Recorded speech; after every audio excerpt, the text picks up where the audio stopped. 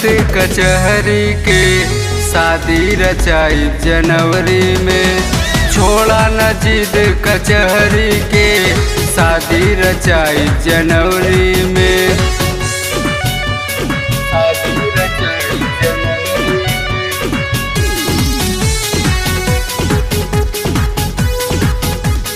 शादी रचाई जनवरी में।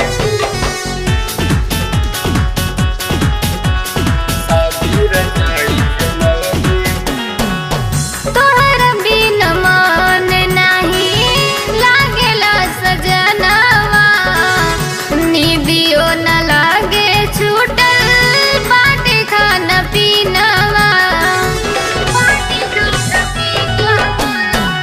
कुछ दिन के बात बाटे करा बर्दाश्त हो। जन्म जन्म ले रही हमनी के साथ हो। वादा कइले रहला मिलब पिछले फरवरी में। छोड़ा न जिद कचहरी के शादी रचाई जनवरी में। छोड़ा न जिद कचहरी के शादी रचाई जनवरी में।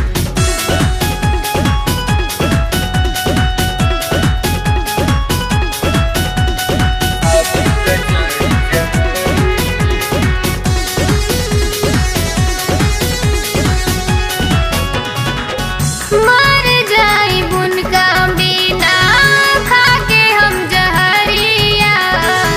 कविता कहे निकरा दा शादी जौनपुरिया। धड़ के करे जा सुना तोहरे खातिर रानी। लिख देहले बानी तोहरे नाम जवानी। सुनाए कमालुद्दीन मिलिया गाल डहरी में। छोड़ा न जिद कचहरी के शादी रचाई जनवरी में। छोड़ा न जिद कचहरी के शादी रचाई जनवरी में।